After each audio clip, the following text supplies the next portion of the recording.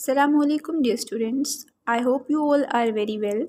Today we are going to study the subunit of unit number 11, which is titled as The Mock Turtle Song of Oxford Modern English for Class 4. The Mock Turtle Song is written by Lewis Carroll. Lewis Carroll was an English writer who was born in the year 1832. He was known for children's fiction, notably Alice's Adventures in the Wonderland. Alice's Adventures in the Wonderland was about a young girl whose name was Alice. Alice falls through a hole into a fantasy world populated by many creatures. The Mock Turtle is also a character or a creature in Alice's Adventures in Wonderland. In this poem, there are many characters like snail, lobsters, whitings, porpoise, and Mock Turtle himself. In this poem, the Mock Turtle sings a song about a whiting and a snail. Let's have a look at the meanings of the difficult words first. The first word we have is askance, to look at someone with doubt or mistrust. Askance means distrust or disapproval. The next one is beloved, a much loved person. It means someone dear to the heart. The third word we have is notion, idea. Notion means a concept or an idea. The next word is porpoise, a sea-dwelling mammal closely related to dolphins. Porpoise is a dolphin-like animal. The next word is scaly, covered in scales. The next one is shingle, small stones that form a beach. Shingle is a building material. The last one is whiting. Whiting is a type of a fish. Let's start reading our poem now. Will you walk a little faster? क्या तुम थोड़ा सा तेज चलोगे? Said a whiting to a snail. एक whiting जो कि एक मछली थी उसने snail से कहा. There is a porpoise close behind us. हमारे पीछे एक porpoise या फिर एक dolphin मछली है. And he is treading on my tail. और वो मेरी दुम पर चल रही है. See how eagerly the lobsters and the turtles all advance. देखो कैसे lobster और कछुए तेजी से आगे बढ़ रहे हैं. They are waiting on the shingle. वो पत्थर पर खड़े इंतज़ार कर रहे हैं. Will you come and join the dance? क्या तुम आकर हमारे रक्स में शामिल होगे? Will you? Won't you? Will you? Won't you? क्या तुम नहीं आओगे? Will you join the dance? क्या तुम रक्स में शामिल होगे? Will you? Won't you? Will you? Won't you? क्या तुम नहीं आओगे? Won't you join the dance? क्या तुम रक्स में शामिल नहीं होगे? You can really have no notion. तुम वाकई तसव्वुर नहीं कर सकते. How delightful it will be. ये कितना दिलकश होगा. When they take us up and throw us. With the lobsters out to sea. जब वो हमें ऊपर उठाकर फेंक देंगे. Lobster के साथ समंदर की तरफ. But the snail replied, too far, too far. लेकिन snail ने जवाब दिया, बहुत दूर, बहुत दूर. And gave a look askance. और शक वाली निगाह से देखा. Said he thanked the whiting kindly. और उसने whiting का शुक्रिया अदा किया. But he would not join the dance. लेकिन वो रक्स के लिए नहीं आएगा. Would not, could not, would not, could not. नहीं आएगा, नहीं आ सकता. Would not join the dance. रक्स में शामिल नहीं होगा. Would not, could not, would not, could not. नहीं आएगा, नहीं आ सकता. Could not join the dance. रक्स में शामिल नहीं हो सकता. What matters it how far we go? क्या फ़र्क पड़ता है हम कितनी दूर जाएं? His scaly friend replied. उसके एक खुरदरी जिल्द वाले दोस्त ने जवाब दिया. There is another shore you know. तुम्हें पता है एक और साहिल है. Upon the other side. दूसरी तरफ. The further off from England. England से बहुत दूर. The nearer is to France. France के करीब. Then turn not pale, beloved snail. तुम जर्द मत पड़ो प्यारे दोस्त. But come and join the dance. लेकिन आओ और हमारे साथ शामिल हो जाओ. Will you, won't you, will you, won't you. क्या तुम नहीं आओगे? Will you join the dance? क्या तुम हमारे रक्स में शामिल होगे? Will you, won't you, will you, won't you. क्या तुम नहीं आओगे? Won't you join the dance? क्या तुम हमारे डांस में शामिल नहीं होगे? Now let's have a look at the summary of this poem. The Mock Turtle asks Alice if she has ever been introduced to a lobster. The Mock Turtle described a dance where all of the sea animals partner up with the lobsters, advance from the seashore, and throw the lobsters out to the sea. As they dance, the Mock Turtle sings a song about a whiting and a snail. Then a porpoise steps on the whiting's tail. In this poem, a snail is invited to join a dance in which he would be cast into the English Channel towards France, but he fearfully declines. Come towards page number 126. Here is question number 3. Answer the questions about these lines from the poem.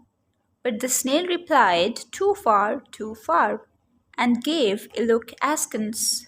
Number 1. Who is the snail replying to? Snail किसको जवाब दे रहा था? The snail was replying to a whiting. The next one is, what does he mean when he says too far? When he says too far, he means to behave in a way that upsets someone. The snail would not survive being thrown out, so he says it would be too far. The last question is, what does askance mean? Askance means to look at someone with doubt or mistrust. The snail thinks Whiting is lying about how much fun the dance will be, so he gave a look askance. Come towards part B now, which is working with words. Number 1, can you complete these well-known phrases? Number 1, again and dash. Again and again, जिसका मतलब होता है बार बार. The next one is more or less, कम और बेश. Next one is up and down, ऊपर और नीचे. The next one is far and near, दूर और करीब. The next one is neither here nor there, ना यहाँ ना वहाँ. The next one is backwards and forwards, which means पीछे और आगे. The next one is here and there, यहाँ और वहाँ. The last one is once or twice, एक या फिर दो बार. Question number 2 we have is, find the meanings of these words in the dictionary. Use them in sentences of your own. The first word we have is advance. Advance means to move forward. The sentence for advance is, the snail advanced towards a lobster. The second word is notion. Notion means a concept or an idea. The sentence for notion is, they had different notions of right and wrong. The third word is scaly. Scaly means covered with scales. Snake has a scaly body. The last word is pale. Pale means not bright. The sentence for pale is, he turned pale when he saw a snake. Towards part C now, which is learning about language. This part is about direct and indirect speech. When we want to describe what someone said, we use the direct speech. The exact words of the speaker are enclosed in inverted commas. When we want to report what someone said without using exactly the same words, we use indirect speech. In indirect speech, we remove the inverted commas. Example, get out of my house, he told me. This sentence is in direct speech. He told me to get out of his house. This one is an indirect speech. Did you notice that in the second sentence the pronoun changes from my to his? Here is another example. He says, I will be there. He says, he will be there. Quiz number 1 is turn the following into indirect speech. Make sure you change the pronoun. Number 1 is I am going to the market, he tells me. In indirect speech, this sentence will be he told me he was going to the market then. The second one is I am eating my dinner now, he says. He said he was eating his dinner then. Now changes to then in indirect speech. The next one is this is my house, she explained. She told me that that was her house. I am a girl, she says. She said she was a girl. We are boys, they say. They said they were boys. My father is a builder, he says. He said his father was a builder. The last sentence is he works in a very big factory, he told me. He said he worked in a very big factory. Now come towards page number 89 of your workbook. Part A is about direct and indirect speech using whether. Ahmed, do you play tennis? Maria, do you play games? Maria asks Ahmed whether he plays tennis. Ahmed asks Maria whether she likes games. Write your sentences like those above. Use whether. The first sentence is Mr. Khan, do you speak French? Here you can see the picture of a girl in which she is asking Mr. Khan that whether he can speak French. Mr. Khan, do you speak French? Hina asked Mr. Khan whether he speaks French. Next one is Adnan, do you have a camera?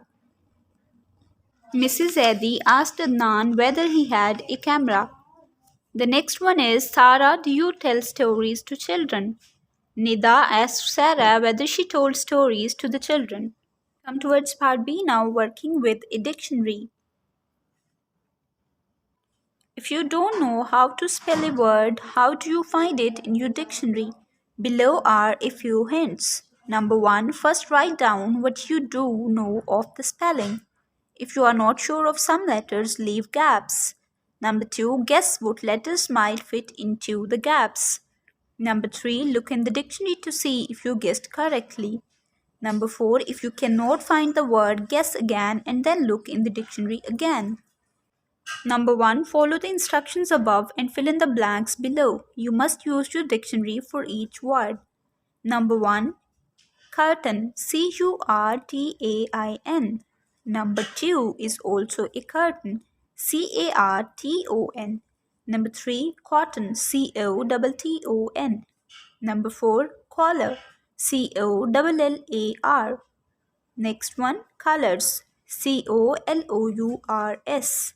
The last one is the picture of a carrot, Carrot. Two ways find these words in the dictionary, they all are nouns.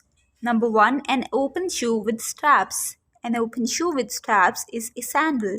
Number 2, a place in a desert with water and trees. An oasis is a place in a desert where there are many trees and water.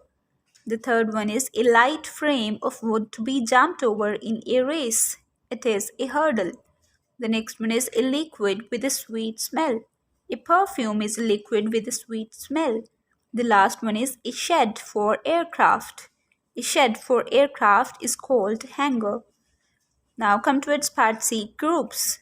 Fill the sacks with nouns given in the box on page number 92 belonging to the correct group. Number 1 is the group of flowers. The flowers are daisy, lily, rose, violet, bluebell, and tulip. Number 2 is buildings. School, mansion, hospital, hut, shed, and palace. Number 3 are occupations. Builder, servant, pilot, teacher, banker, and scientist. These all are occupations. The last one is a group of trees. Ash, oak, pine, peepal, eucalyptus, and banyan are trees. With this, our lesson comes to an end. Stay blessed. Allah Hafiz.